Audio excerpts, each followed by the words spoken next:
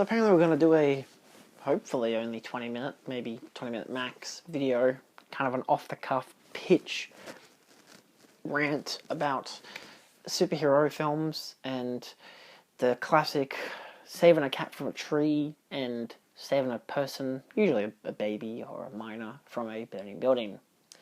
So I just recently rewatched Spider-Man 1 and 2, and I'll probably rewatch the third one as well because I like them.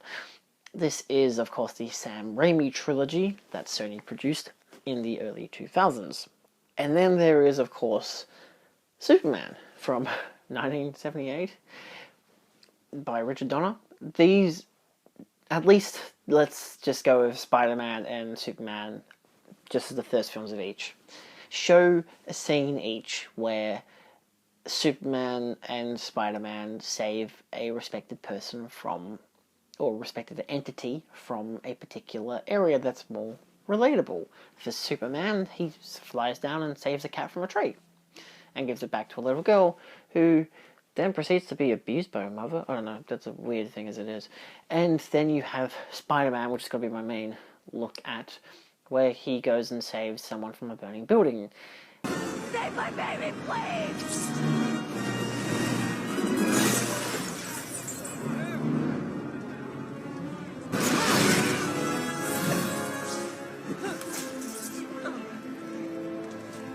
It's okay, your baby's fine. Oh, my baby. God bless you, Spider-Man. Bless you. And they even redo that in the second film. Can't remember if they do it again in the third film, but I really don't feel like they have enough time in that film to do that, so let's be honest. In hero culture, you have this whole persona of the hero does something a bit extra normal to what a normal person does. That's why people consider police or fire department people or ambulance people, I know what they're called, shut up. They're all considered heroes, which is fair, for their respective jobs. You know, they have to put their life on the line to save others, which is more or less the definition of a hero. Or it could be someone who stands up against evil, depending on how it is, you know. Unless you want to call the burning building evil and the hero is standing up to it by saving the child that's about to get burnt to a crisp, then kind of, sure, why not? But for the most part, we're looking at just what defines a superhero as a real hero. And so, you know, obviously since 2008 we've been overblown with a hell of a lot of superhero stuff with the MCU.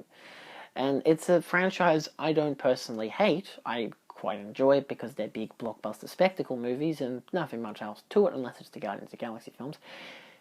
And so it's interesting to look at these films and think, there's something lacking with all of them, and for me, that is the aspect of what makes them all the hero. And of course, probably the best example of a real hero in all of these MCU films would be Captain America, just because he's, you know, a regular dude who becomes a super dude who, you know, fights for the regular person. But does he? I mean, yeah, he's against a superpower, which is the Nazis / Red Skull, you know, or whatever I can't remember what his band of goons are called, the Octopus thingy, Hydra, that's the one. I remember, I watched this movie last year, shut up. And so, again, from the get-go, you're against something bigger than yourself, you know. I don't think I've ever seen an MCU film where a character has run into a burning building to save a child.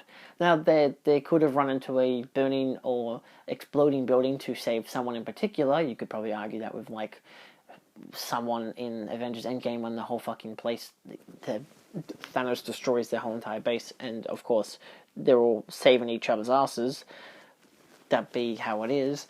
And, I mean, even kind of Quicksilver has a kind of thing in Avengers Age of Ultron where he saves a kid from getting shot to death. So there are elements like that, but there's nothing that seems personally small scale. Like, the most relatable thing doesn't really happen in any of these movies because all these people are already kind of larger than life.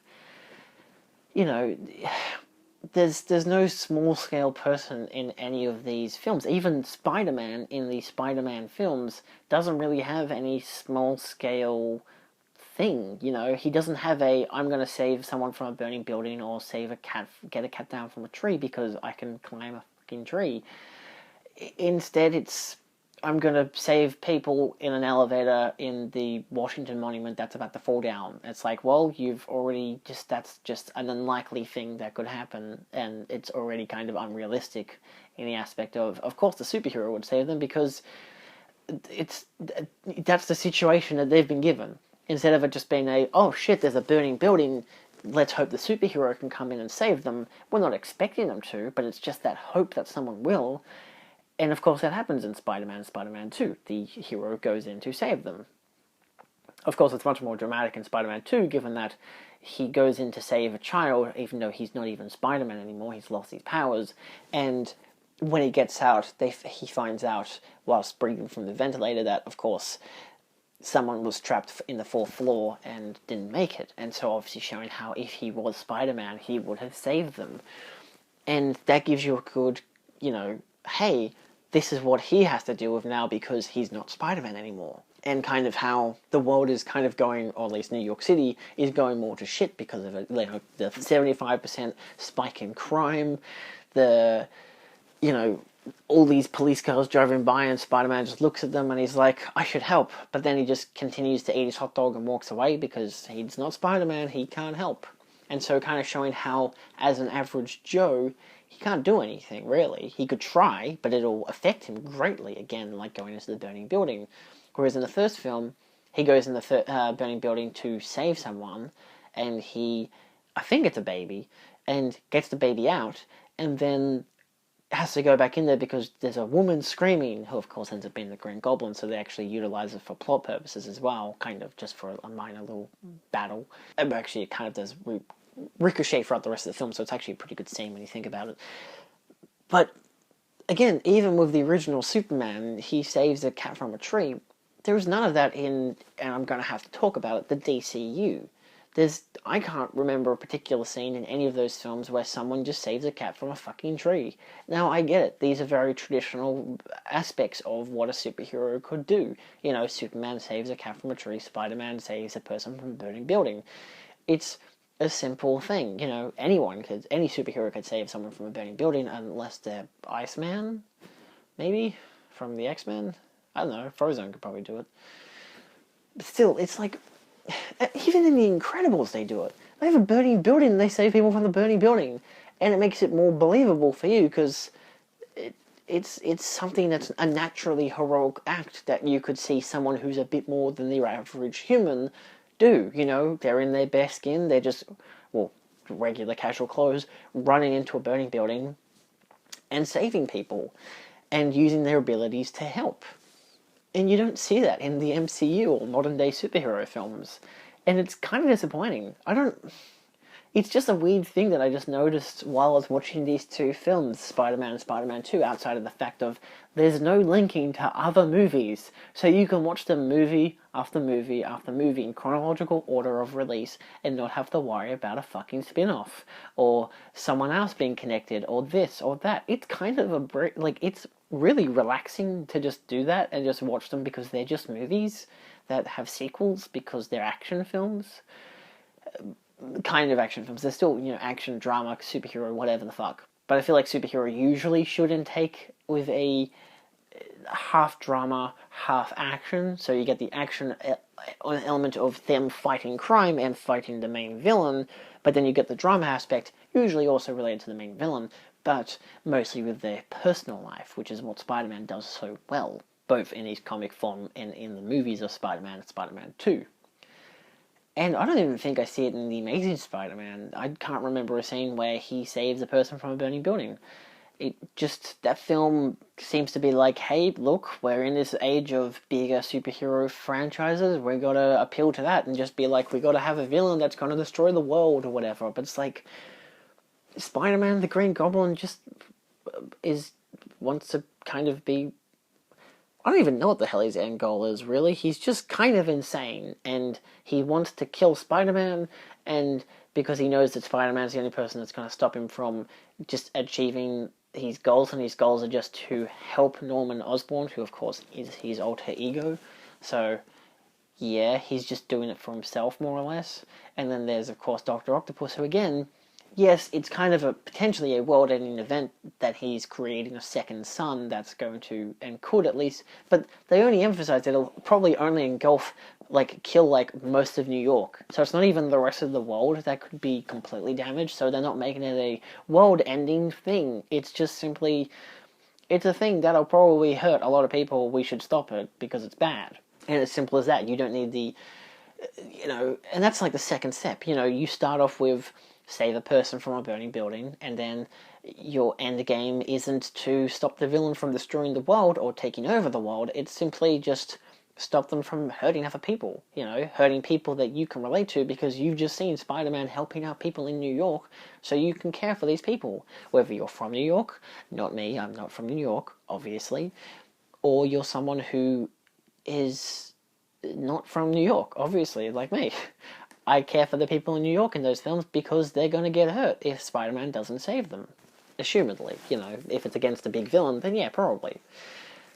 And so it's just kind of interesting to see these two, Spider-Man, Spider-Man 2, and just go against what we currently have for the modern day Spider-Man, superhero persona, and being like, are they really a hero if they're not saving the small scale stuff? It always has to end up being, this big, oh, it's a world-ending thing, this thing could destroy this thing, blah, blah, blah, blah, blah. I don't care. Green Goblin didn't have a buttload of goons because the film wasn't focused on making all these action scenes. Spider-Man fights one dude in a green suit on a fucking floaty skateboard, and Dr. Octopus is a dude with 4 robotic arms. That's it. No goons. That's it. It's simple, and Spider-Man 3, well, I mean, there is too many villains in that film, so that doesn't really count. But, even those villains, Green Goblin doesn't have goons, Sandman doesn't have goons, and Venom doesn't have goons. How interesting that even in a film with 3 villains, doesn't have any goons, yet it's still pretty good. It's not a great film, but it's still pretty good. And it's just, I don't know, there's a lot of things to be looking at with this Spider-Man trilogy and compare it with the modern day superhero films. And I get it, these modern day superhero films are trying to one-up each other, to each goddamn end, we gotta save New York, oh, we gotta save all of America, oh, we gotta save the world, oh, we gotta save the universe. Just wait till fucking Galactus arrives, oh my god. I don't know, I think this really emphasizes why I'm so tired of superhero films right now, and why I can watch Spider-Man and Spider-Man 2, potentially Spider-Man 3, don't know yet, and just be like, this is just relaxing to just watch these films and experience the life of this main character and the drama and the crap that he has to go through or whatever it is, and then not have to worry about a world-ending plot that's happening in the background. Obviously what the bad guy's doing is bad, but there's nothing about any of these films that makes me expect that the whole world is going to die and I don't need to worry about that thing. It also made me really happy as a kid because I didn't have to worry about that, these are also movies for children in a way, at least in the most generic sense of child to a teenager would read superhero comics. So of course, why would they really, could they empathize? I don't know. Would they sympathize with the rest of the world being at harm from this one supervillain? Maybe, I mean, yeah, of course, for just generic rationale, yeah, of course, I get it. But even, something like Sky High, which isn't based on a comic book, and is pretty much a Fantastic Four movie, just like The Incredibles. Even The Incredibles, both of these two movies, their endings don't relate to someone that's going to destroy the rest of the world. It's simply someone who's going to destroy the area that our main characters live in, the town or city that they live in. And it's going to affect their lives, the lives of the characters that you are meant to care about by the end of these films. And so, I don't give a shit about any of the people in Sokovia or whatever the hell it was in Age of Ultron. you know, I get it. Ultron's using his robots to lift this city into the air to then drop it, so then it'll cause a tidal wave around the whole world and kill everyone, maybe?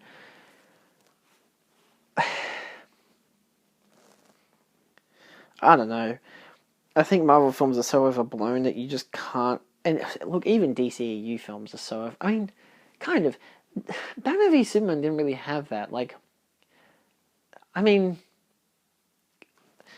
Man of Steel had it to some degree because, of course, the Kryptonians, you know, with Zod and all that, were destroying the city, and they kind of wanted to take over the world to some degree. I can't really remember because I haven't watched that movie for a few years now, but from what I remember, it's still focused in the one city. Yeah, it goes from Kansas, which is superhero's hometown, to Superman's hometown, to, of course, Metropolis. But then with Batman v Superman, there kind of isn't that world-ending thing, which I think is just because of how confused the movie is as to what the hell it's even doing. Like, it just has Doomsday, and he's just kind of there to fight the heroes rather than to destroy the world, so it's like, okay, Lex Luthor, I don't know what the hell you're doing. And of course then there's Justice League, which I don't even know what the fuck happened in that film. I have watched it. I kind of would prefer to never remember the fact that I watched it in the first place, so let's not get into that. Let's think of a more simpler film. Shazam is pretty good. It doesn't have that... I don't think it has that save a cat from a tree thing, but you're still able to relate enough to the main character because he's a kid and all this kind of shit and the bullying and whatever, but again, they don't really have any of that kind of more relatable as a superhero. It's just, superhero has to fight the big bad guy because who else is he going to fight? You know, and of course the bad guy has to have these metaphysical superpowers and have goons and shit. See, that one still has goons. I know the 7 Deadly Sins and it works kind of in its own way because of that, but it still uses goons. Aquaman is too overblown, so that's not really anything that you could relate to. Wonder Woman... Well, it's during World War One. I don't really think you could relate to that either, because it's the 21st century. We don't have that anymore, so, you know, I can't really relate to Wonder Woman defeating a god to save humanity, because the god causes evil and war and shit. I don't know. It's kind of a mess when you're just trying to think of that relatable, simple aspect to it, but none of these bad guys have a relatable, simple aspect to it, you know? I guess maybe Civil War, the Captain America film, kind of has that because Zemo is a guy who's bad because, you know, the Avengers were the reason why his family died and he's getting revenge, which is relatable. It's understandable. It's not really relatable because I can't relate to a superhero destroying my home city and I'm gonna get revenge. That's not really relatable, but I can understand what he's going for. But like, that doesn't mean he's a good villain. You know, someone who's a good villain actually has 3 dimensions. He's just a dude who wants revenge, but his revenge is to make them all hate each other and fight each other, which is a better plan than just kill them and destroy the world. Which I like that film is not a destroy the world plot.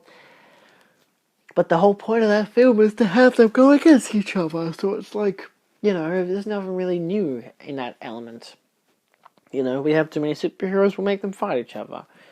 Thanos, though he is a well-constructed villain, you know, it's still destroy the world. More or less, you know, or destroy half the population of the world, or whatever the fuck, you know, it's like, it's just kind of weird how, even in Spider-Man's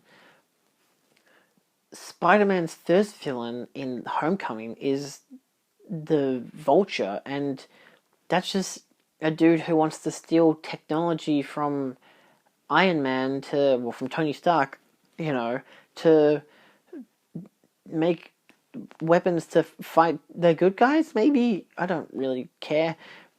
See, that's not small town stuff anyway. And then there's Far From Home, which is literally world-ending stuff. I'll put it in quotations because, of course, it's not really to holograms. But still, it's like, you know, again, Spider-Man, the one character that you have that could have these most relatable things, you know, small town stuff. That's why he's your friendly neighborhood Spider-Man, which MCU Spider-Man is not my friendly neighborhood Spider-Man. I know I don't live in America, nor you New York or Queens, but like, there's nothing about him that makes me think of that, you know? Like, the shit with the goons and stuff works in stuff like the comics, because of course they're comics, and the video games, because of course you gotta fight goons in the video games. It can't just be simply, we're gonna have all this dramatic storyline, and then you get to fight the villain, and then we're gonna have more dramatic storyline, then you get to fight the villain again. But this time you might beat them. You know, it's like, but at the same time, in like the Spider-Man video game, you get multiple villains, so that's actually pretty good. But you do get goons. I don't know. I think maybe this is... I can't even say it's a post 9/11 thing, because even Spider-Man 2 didn't have a big, we have to save the world from the terrorists or whatever, you know? So I don't know where or why, you know. I mean, Iron Man... Let's look at Iron Man, Thor, and Captain America. Captain America, again, Nazis and Hydra. You know, we get it, they're evil because they're Nazis. Kind of. But like, okay, wave that away, because that's not really relatable to the current day period that we're living in. That's just like okay, we get it, it's history, whatever. Much like Wonder Woman. And then you have Iron Man, who is the dude in the metal suit who fights another dude in the metal suit, because the other dude in the metal suit is a greedy asshole, which is every single Iron Man villain. Wow. Okay, good. So, yeah, nothing there. Not as wild ending, I know, which is nice, you know. That's fine. And then there's Thor. Thor is regarded straight to just the one town. The world-ending thing doesn't... That's not their spiel. It's all about Loki versus Thor. So... And the, Frost Giants... So, yeah, I don't know.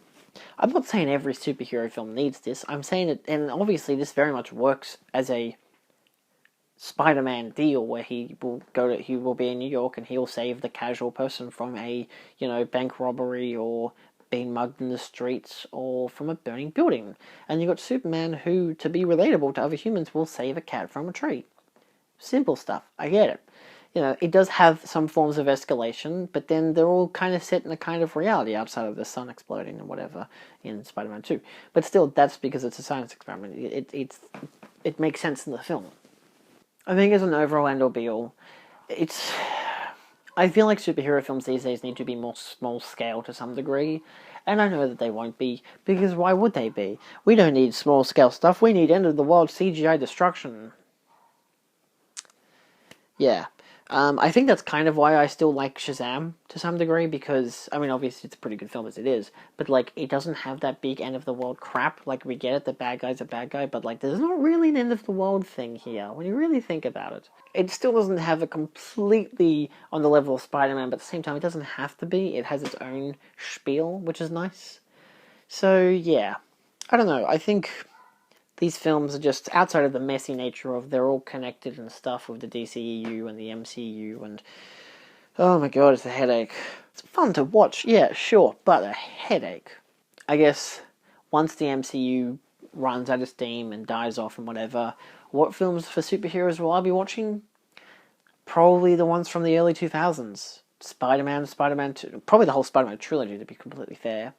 Hulk, the Ang Lee film, is still pretty good. That film slaps pretty hard, so that's good. I can't really think of any other superhero films. Maybe Iron Man, just because it's its own thing if you don't think of the post-credit scene. And even arguably Captain America as well. You know, they work on their own, which is nice. And they're rewatchable enough on their own, which is nice. So, yeah.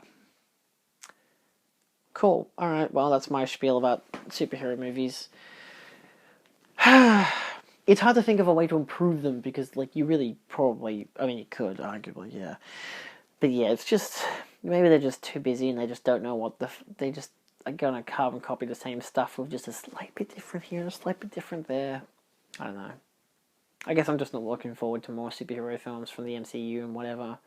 To be fair, I have no reason to look forward to any more of them because, well, I don't.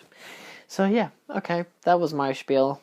If you enjoyed this video, feel free to like, share, and subscribe for more. This is obviously just my kind of thoughts on the modern day superhero film. This is shit like Spider-Man. And how saving someone from a burning building seems a hell of a lot more heroic than saving the whole world from a giant purple dude with a bracelet. Cool. Alright, see you next time. Check out other videos and stuff there and subscribe somewhere around here, and we'll see you. Bye. Good.